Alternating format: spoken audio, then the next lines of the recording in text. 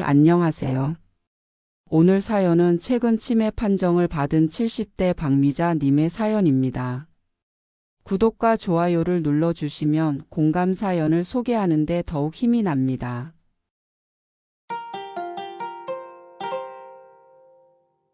저는 올해로 75이 된 여성입니다. 지금은 딸과 사위, 그리고 초등학교에 다니는 손주와 함께 살고 있습니다.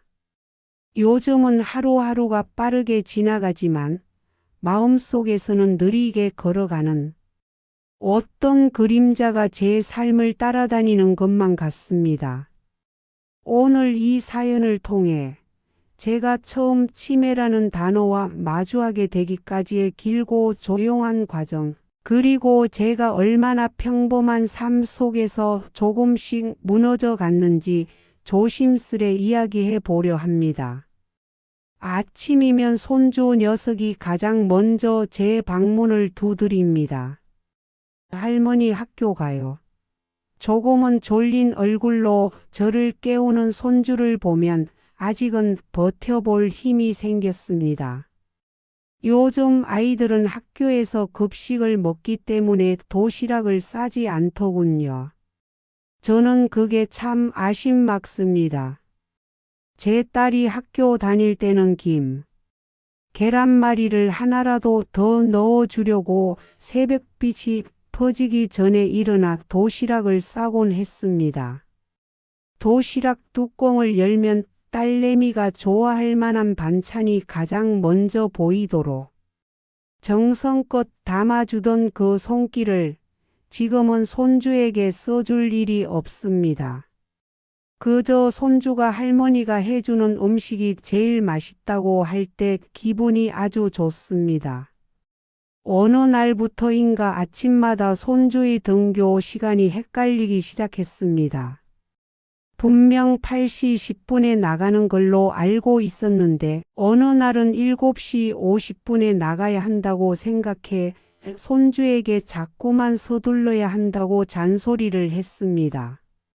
딸이 엄마 오늘은 8시 10분 맞아요 하고 말할 때 저는 그제서야 머리를 긁적이며 민망한 표정을 지었습니다. 그때는 그저 늙어서 그렇겠지 하고 넘겼지만 지금 생각해보면 그게 제 기억의 시계가 조금씩 어긋나기 시작한 첫 신호였던 것 같습니다. 손주는 학교에서 돌아오면 제가 해주는 간식을 제일 좋아합니다. 요즘 아이들은 떡볶이도 사 먹고 치킨도 잘 먹지만 제 손주 녀석은 유독 제가 해주는 계란 부침과 설탕 살짝 뿌린 식빵 토스트를 그렇게 좋아합니다. 제가 간식을 해놓으면 할머니 최고 하고 뛰어오는데 그 작은 칭찬 한마디에 제가 하루 종일 살아갈 힘을 얻습니다. 그런데 몇 주 전부터였을까요? 간식을 해놓고는 어디에 두었는지 찾지 못해 부엌을 한참 헤맨 날이 있었습니다. 그날도 손주가 할머니 간식 어디 있어요? 하고 묻는데 저는 아무 말도 하지 못한 채 식탁 및 냉장고 문, 살통 위까지 들춰보며 서성거리기만 했습니다. 결국 오븐에 넣어둔 것을 뒤늦게 발견했지만 저는 그 한 장면을 잊을 수가 없습니다. 왜 그 정도 일도 헷갈렸지? 하고요. 저는 젊은 시절부터 장사꾼이었습니다. 시장에서 생선과 나물을 팔던 사람이었고 제 손으로 집안을 일으켜 세웠습니다. 그래서 그런지 남 앞에서 약해지는 것을 특히 싫어했습니다. 하지만 요즘 들어서는 웬일인지 마음이 유독 유약해지고 작은 실수 하나에도 눈물이 핑 돌곤 합니다. 하루는 손주 학용품을 사주려고 동네 문구점에 갔는데 계산을 마치고 돌아서면서 손주 공책을 두고 나왔습니다. 집에 와서 손주가 공책은요? 하고 물을 때 제 가슴은 덜컥 내려앉았습니다. 문구점에 다시 다녀오는 동안 내내 입술을 깨물며 스스로를 꾸짖었습니다. 이런 일들이 쌓이며 저는 문득문득 오래된 기억을 꺼내어 확인해 보려고 노력했습니다. 그런데 여고 시절 친구들 이름을 떠올리려고 할 때 저는 벽 앞에 선 느낌을 받았습니다.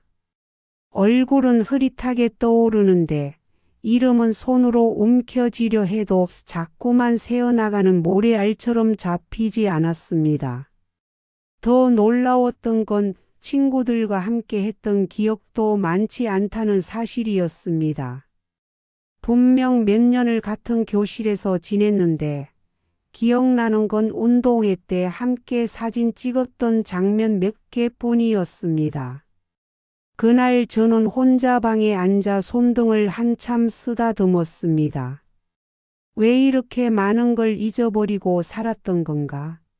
아니면 이제야 잊어가는 걸 깨닫게 된 걸까? 그런 생각들이 가슴 속에 서늘한 빈자리를 만들었습니다. 딸은 제 표정의 변화를 누구보다 빨리 알아챕니다. 엄마 요즘 왜 이렇게 잘 울어? 하고 묻기도 하고 제가 평소보다 말수가 줄어들면 다가와서 제 어깨를 토닥입니다. 저는 괜찮다고 말하고 싶었지만 제 마음은 이미 이상하다는 두려움으로 가득 차 있었습니다. 그러던 어느 날 손주가 학교에서 돌아와 방으로 들어가는데 갑자기 제게 물었습니다. 할머니, 오늘도 저 말고 다른 애 이름 부르려고 했어요. 저는 순간 뒷목이 당기는 기분이 들었습니다. 며칠 전 손주와 놀이터에 갔을 때 손주 이름이 잠깐 생각나지 않아 다른 아이 이름을 불렀던 적이 있었습니다. 그때는 그냥 헷갈렸다고 둘러댔지만 아이가 기억하고 있었다는 것이 제 마음을 더욱 아프게 했습니다. 그날 밤 저는 거울 앞에 앉아 오래도록 제 얼굴을 바라봤습니다. 눈가의 주름, 입가의 굳은 선, 그리고 예전보다 더 불안하게 흔들리던 눈동자. 마치 저 자신이 저에게 묻는 것 같았습니다. 이제 정말로 뭔가 잘못된 건 아니냐고. 딸은 어느 날 저를 조심스럽지만 단호한 목소리로 부르며 거실로 나오라고 했습니다. 손주는 방에서 그림을 그리며 놀고 있었고 사위는 조용히 TV 소리를 줄였습니다. 분위기가 조금 무거워서 저는 괜히 심장이 빨리 뛰었습니다. 딸은 제 손을 잡고 말했습니다. 엄마, 우리 병원 한번 가보자. 그냥 요즘 엄마가 깜빡하시는 게 많아서. 그 말이 어찌나 제게 쿵 하고 부딪혔는지 모릅니다. 저는 처음엔 발끈하고 싶었지만 딸의 표정이 너무 진지해서 아무 말도 하지 못했습니다. 그저 고개만 천천히 끄덕였습니다. 병원으로 가는 길, 창밖으로 스쳐 지나가던 거리 풍경들이 어쩐지 낯설게 느껴졌습니다. 분명 매일 보던 길인데 표지판의 글자들이 갑자기 멀어 보였고 건물들의 색깔도 익숙하지 않게 변한 것 같았습니다. 딸은 제 마음을 읽은 듯 부드럽게 말을 꺼냈습니다. 엄마, 검사라고 해서 아픈 거 아니에요. 그냥 요즘 상태를 한번 확인해 보는 거예요. 저는 그 말을 들으며 고개만 끄덕였지만 사실은 속이 뒤집히듯 불안했습니다. 혹시 내가 정말 병이라도 있는 걸까? 이러다 손주 이름도 못 기억하면 어떡하지? 그런 생각이 머릿속을 꽉 채우고 있었습니다. 병원에 도착하자 특유의 약 냄새와 환자들의 기침 소리가 뒤섞여 공기가 무거웠습니다. 접수대를 지나고 대기실 의자에 앉아 제 손끝은 떨리고 있었습니다. 딸이 손을 꼭 잡아주고 있었지만 저는 마음 깊은 곳에서 어떤 불길한 예감이 떠올라 손이 얼음장처럼 차가워졌습니다.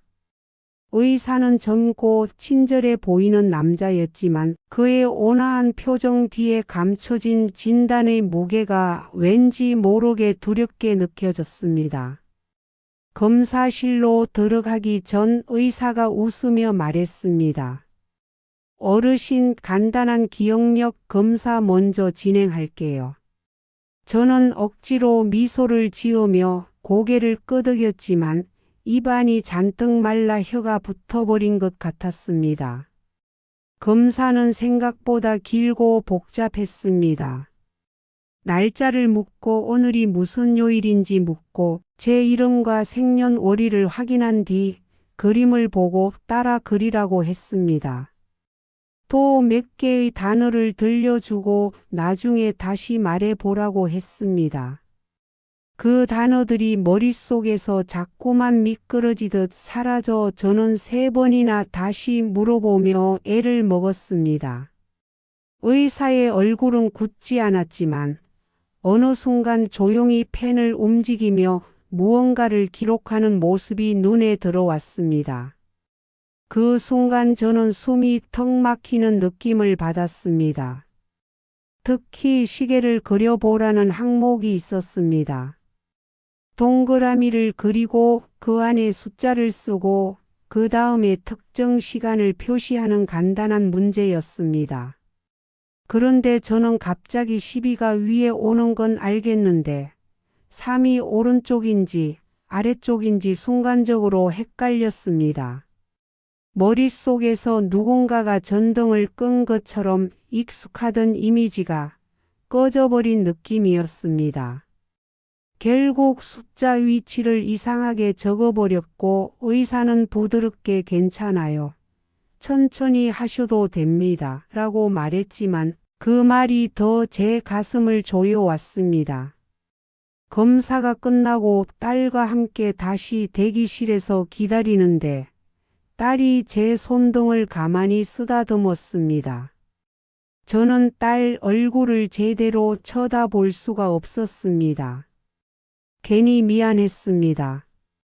내가 늙는 게 왜 미안해야 하는지도 모르겠는데 딸에게 짐이 되는 것 같아 자꾸만 눈물이 고였습니다. 그때 손주가 학원에서 돌아왔다며 영상통화를 걸어왔습니다. 할머니 뭐해요? 하고 밝게 묻는 손주의 얼굴을 보는데 나도 모르게 울컥했습니다. 아이는 아무것도 모르고 해맑게 웃고 있었는데 저는 그 웃음이 너무 소중해서 가슴이 아팠습니다. 이 아이가 나를 기억하는 동안 나는 언제까지 이 아이를 기억할 수 있을까? 그런 생각이 마음 깊은 곳을 후벼 팠습니다. 잠시 후 의사에게 불려 들어갔습니다. 딸은 제 옆에서 손을 꼭 잡았습니다. 저는 그 손을 잡은 채 의사의 입술만 바라보고 있었습니다. 의사가 차트를 내려놓고 말했습니다. 어르신, 검사 결과를 말씀드리겠습니다. 그 순간 제 심장은 귀 바로 옆에서 뛰는 것처럼 크게 요동쳤습니다. 의사는 조금 조심스러운 목소리로 말을 이어갔습니다. 경도 인지 장애 단계에서 초기 치매로 진행되는 양상이 보입니다. 지금부터 치료와 관리가 필요합니다. 그 말이 떨어지는 순간 저는 모든 소리가 멀어지는 듯 했습니다. 의사의 목소리는 더 이상 들리지 않았고 딸이 제 손을 잡아주는 감각만 희미하게 남아 있었습니다. 방 안이 갑자기 좁아지고 공기가 무겁게 내려앉으며 숨을 제대로 쉬기 어려웠습니다.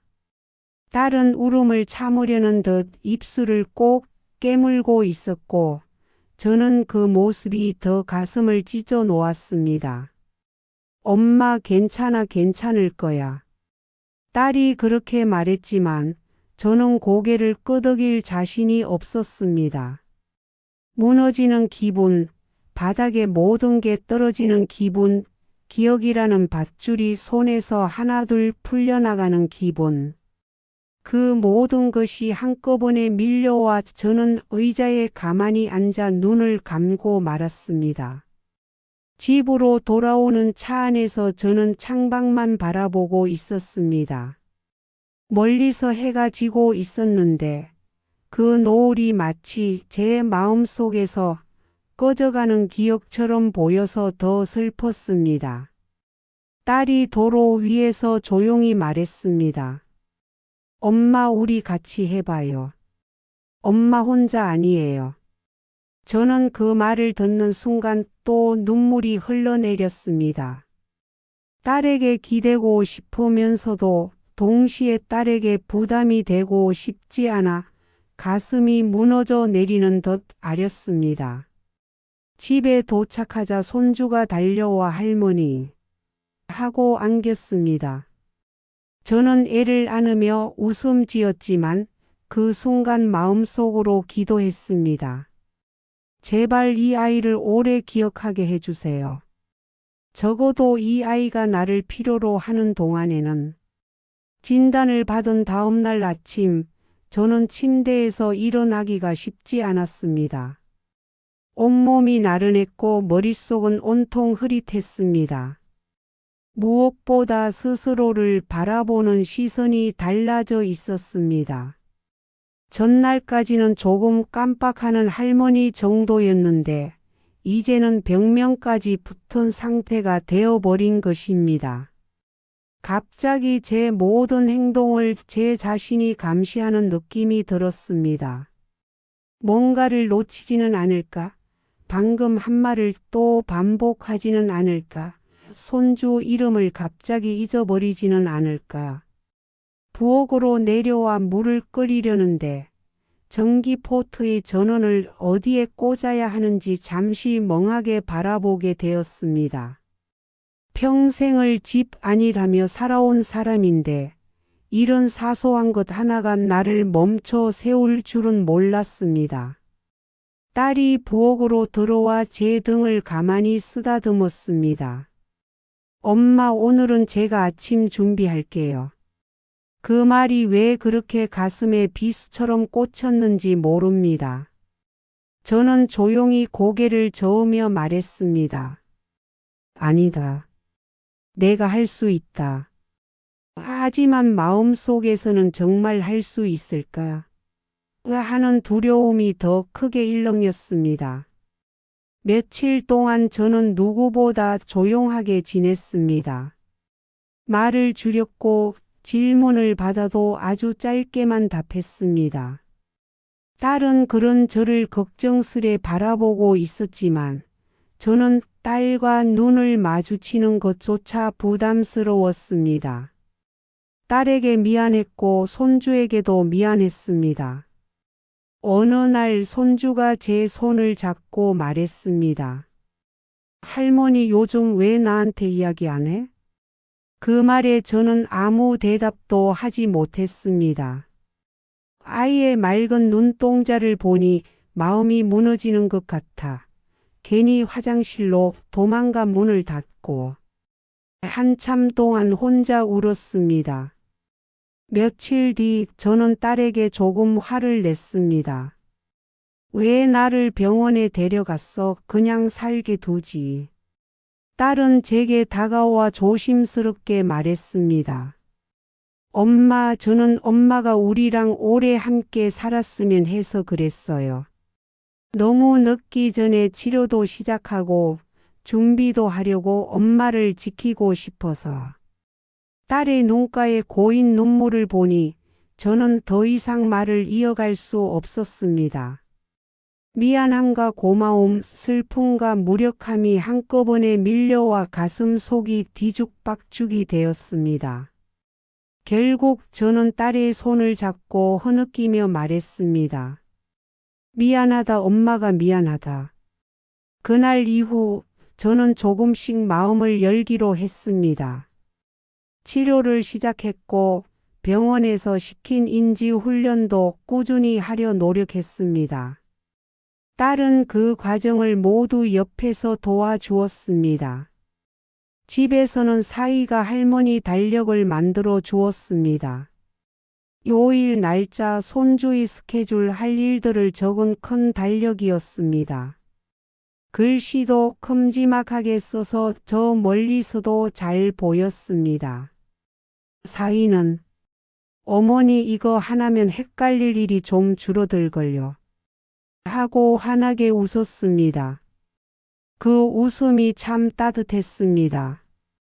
손주와의 관계도 조금씩 변했습니다. 예전에는 제가 손주에게 이것저것 가르쳐주고 챙겨주던 입장이었지만 이제는 손주가 저를 챙겨주는 일이 많아졌습니다. 하루는 손주가 학교에서 돌아와 가방을 내려놓자마자 말했습니다. 할머니 오늘 요일이 뭐게요? 그리고는 스스로 대답했습니다. 오늘은 목요일. 할머니 좋아하는 생선구이 먹는 날이잖아요. 저는 그 말이 왜 그렇게 따뜻하게 느껴졌는지 모릅니다. 마치 손주가 나를 위해 일부러 기억해 주는 것처럼 느껴져서 가슴이 먹먹해졌습니다. 하지만 저는 여전히 불안했습니다. 어느 날 손주가 학교에서 돌아와 교복 아닌 체육복을 입고 왔습니다. 저는 그걸 보고 오늘 체육하는 날이냐? 물었는데 손주는 눈을 동그랗게 뜨며 말했습니다. 할머니, 저 초등학생이라 교복 없어요. 그 순간 저는 얼굴이 화끈거렸습니다.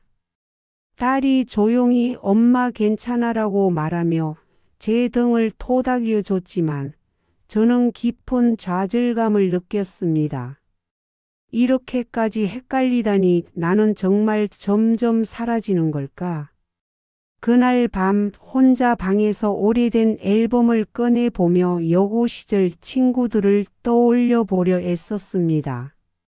그런데 사진 속 친구들 얼굴은 희미하게 떠올랐지만 이름은 여전히 나오지 않았습니다. 그 순간 저는 손등으로 눈을 가리며 흐느꼈습니다. 내가 이렇게 많이 잊었구나, 앞으로도 더 잊겠구나. 그 현실이 너무 두려워 이불로 입을 막고 울었습니다. 그러던 어느 날 손주가 제 방에 쪼르르 들어와 말했습니다. 할머니, 제가 할머니 일기 도와줄까요?